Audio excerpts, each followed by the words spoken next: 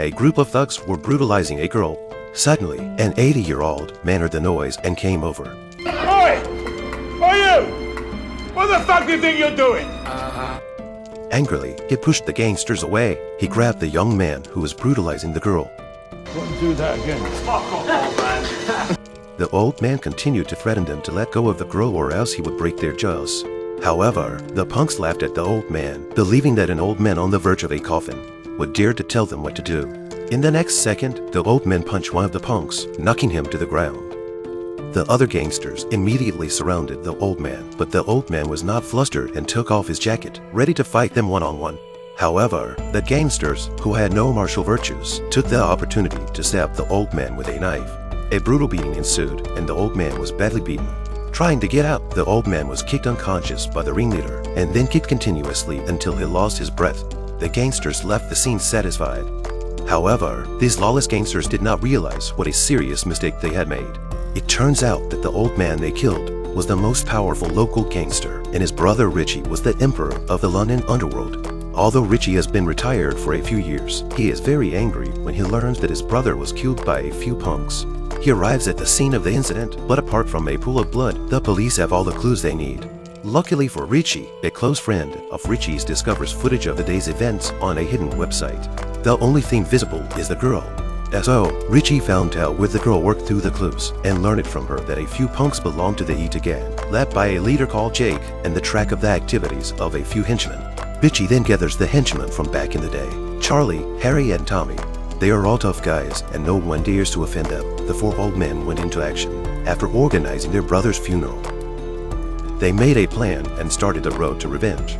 Based on the clues provided by the girl, they got two of Jake's henchmen. The two henchmen, seeing a few white-haired old men, didn't even realize their situation and began to insult the old men and demanded their release. However, this makes the old men laugh. Harry punches down and starts to teach them a lesson. Then Charlie comes on and nails a punk's thigh to a chair with a hammer and nails, and the punk cries out in pain. Charlie pulls out the power drill again, and the punk starts begging for mercy, but it's too late.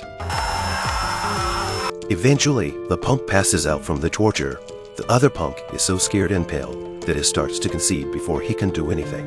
But while pressing Jake for his address, Charlie could see that Blackie was lying, resulting in another nailed hole in his partner's thigh. Only to agree to help trick Jake, Tommy tries to chop him up, but Ritchie orders the ropes untied. As soon as the ropes are untied, he tries to sneak in. Turns out Ritchie untied it because he never kills someone tied up, because that's not a good way to win. The other tortured punk is broken, but the old men don't care because the revenge has just begun. Unable to find Jake's hideout, the old men have no choice but to go on a rampage against his men. Soon, they capture another henchman in the parking lot and hang him upside down for torture. But to their surprise, the henchmen are tough-talking and greet the old men's families. This is Ritchie's untouchable skills. He puts on his brother's ring and lashes out at the punk's head. However, after killing the punk, Ritchie is injured and hospitalized. The girl is rescued but betrays them to Jake.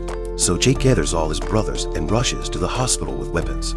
One of the female punks first sees the name on Ritchie's bed and doesn't hesitate to fire a few shots at the bed. She thought she'd gotten a big credit, but she didn't realize Ritchie came out the back with a spray gun and three other old men in ambush.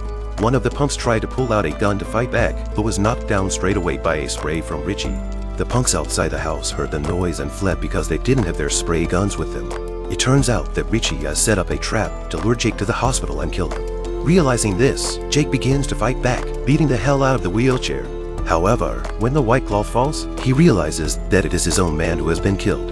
The panicked punks go on a shooting spree into the house, but the old men are calm and collected.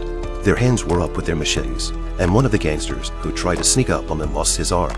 After a flurry of gunfire, another punk is knocked to the ground. The old men pop the fire extinguishers and use the cover of smoke to shoot at the punks. However, they couldn't resist the opposing side's numerical suppression.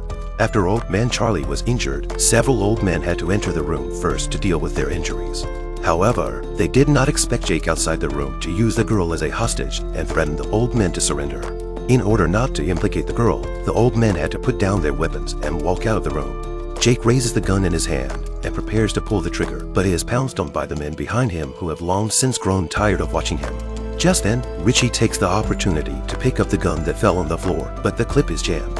Seeing Jake coming towards him with a knife, Ritchie had to drop the gun. The big man knocked him down, and Jake, who had fallen to the ground, picked up the gun and frantically pulled the trigger, only to find that the magazine was empty. At this time, a large number of police arrived in time, saw Jake holding a gun, immediately shot him dead. This is all in Ritchie's plan. Not only did he lure Jake through the girl, but he also had the police called in by the girl. His ultimate goal was to use the police to get rid of his enemy. And in the end, as the victims, even the police can't do anything to them. After this battle, Ritchie decides to go back to his old ways with his old buddies and educate the young people nowadays so that they know the rules of the world.